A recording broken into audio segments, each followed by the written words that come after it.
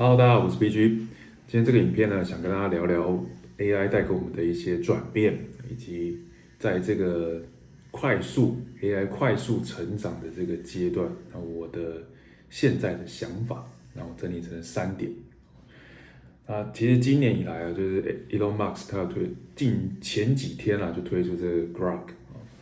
我现在呢，基本上我都是用 Grok，像我之前是用 Chat GPT，然后每个月都有订阅。但我现在呢，先暂时把我的 Chat GPT 暂停订阅。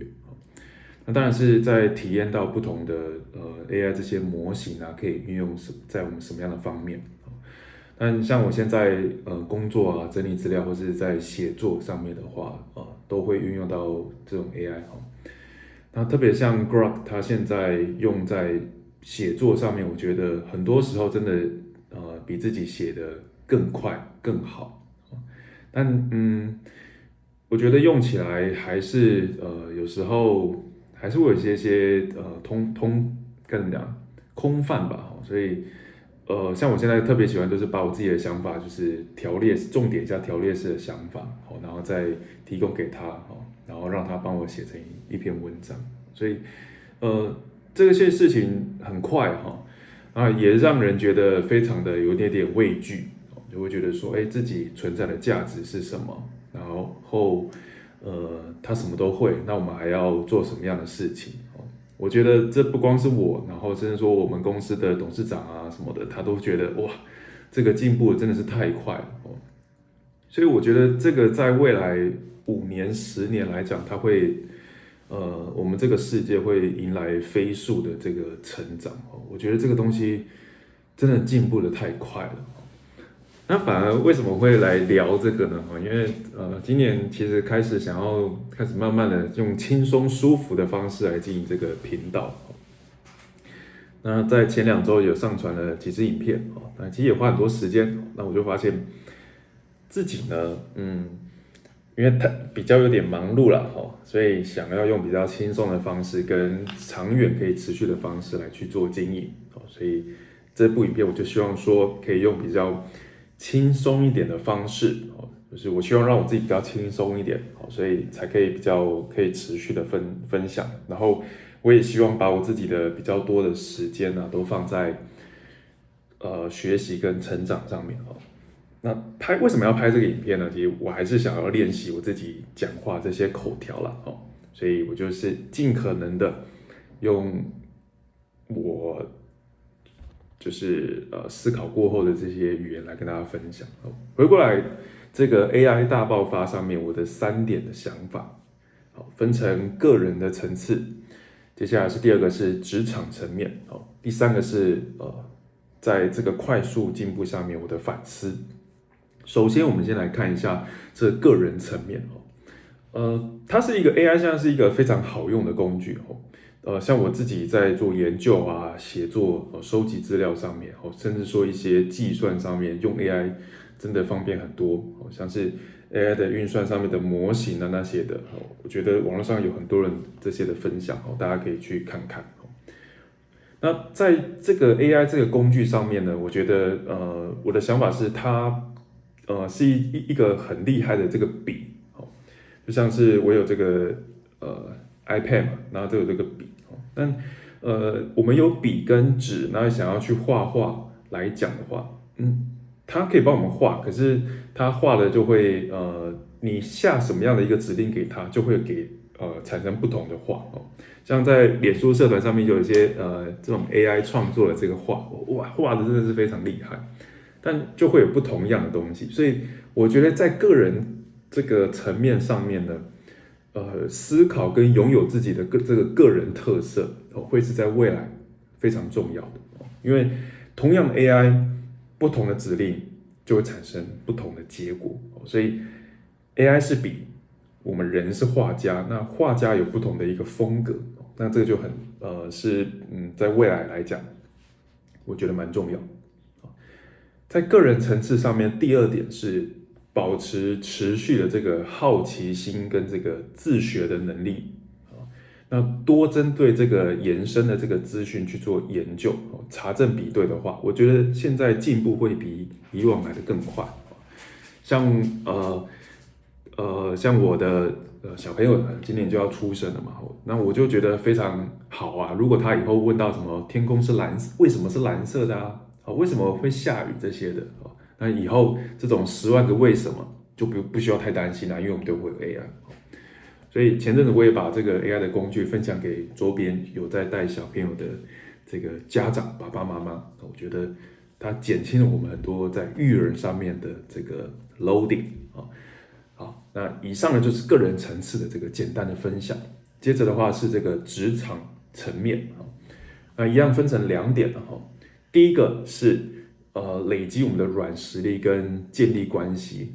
那就是这些我觉得暂时还是这个 AI 可能还没办法取代的，比如说人跟人之间的这些互动啊这些的，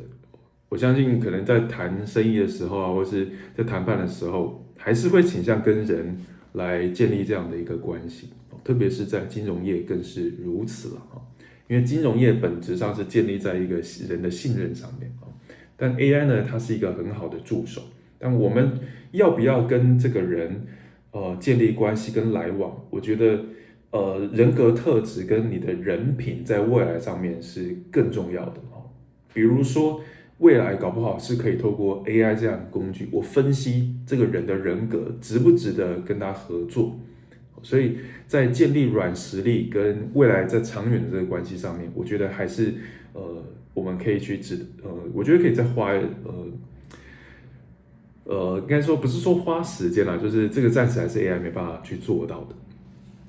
第二个就是前几天我跟这个 YouTuber 囧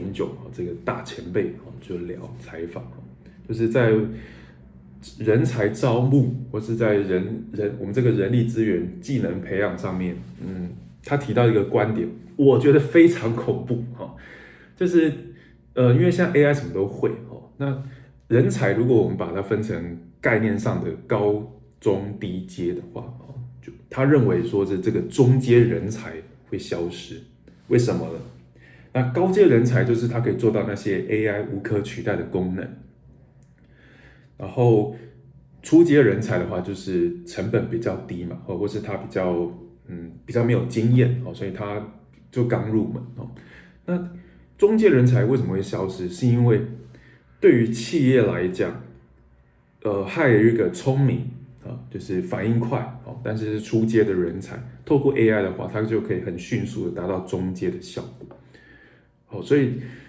他的看法是这样子啦。那我的看法呢，目前还没有，但我觉得生产效率的确是提高了。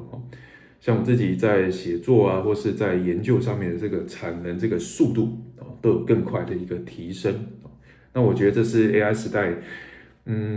个人觉得蛮好的啦。但这也是很令人惶恐的，因为不确定自己处于什么样的地方嘛，那这也是令人值得去反思的这个议题。那关于这个 AI 大爆发的第3个想法，就是有分成3个，就是我现在在反思的是，好像没有什么是无可取代的，那怎么办？就是那我现在开始转做的就是一些我不会去追求很完美的东西，反而是一些很真实、很 real， 就是不那么完美的东西，我觉得反而也很不错。那这个呢，就是因为 AI 太美好了，所以我更喜欢看一些真实的东西，不那么 AI 那我就可以知道说，这个是真的是人写出来的。第2个反思啦，就是 AI 在强，还有一些东西始终是我们人的，比如说我们会像我刚刚看一个短影片就是短影片那但是它是一个关于一个日本的电影，就是一个单亲的爸爸独立带一个女儿去长大那这部短影片它就是在探讨是什么是家庭，那他是说就解读啦就是家庭可能是一个共同成长，然后共同去经历的一个地方但我看这个短影片其实就是真的还蛮感动的就是自己眼眶也泛泪等等。所以我觉得这个感动这个故事这些情感东西还是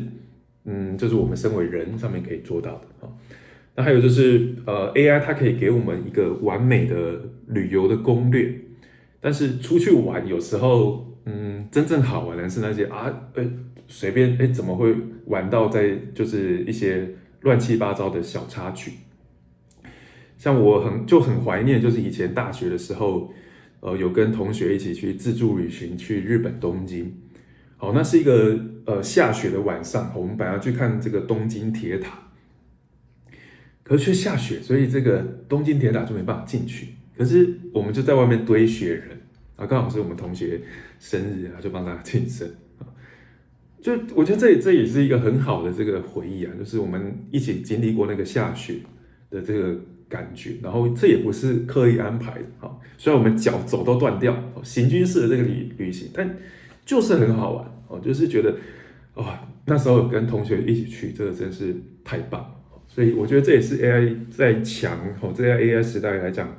无可取代的一个东西，就是可能是这个回忆、情感、人与人之间的这个连结，这些的东西是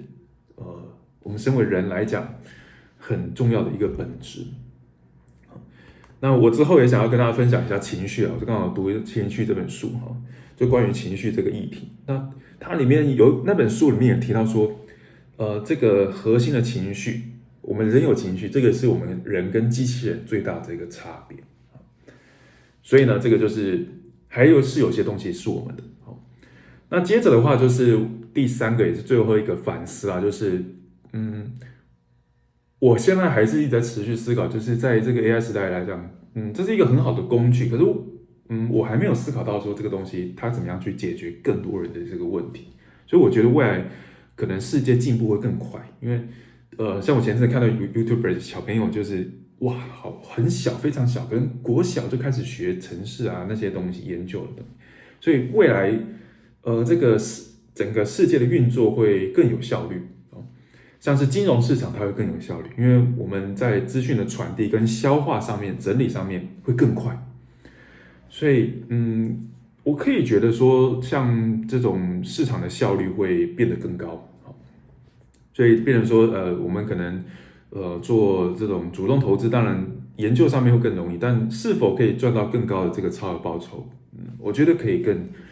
在细部的一些研究哈。但回过头来，在我们人的这个世界当中啊，怎么样去用 AI 解决更大的这个议题，或者创造更高的这个价值，是我一直在思考，但我还没有答案。所以这个是关于这个 AI 大爆发的这个时代我的想法了哈。好，以上呢就是今天的这个分享哈。那不知道在这个 AI 的时代当中你感觉怎么样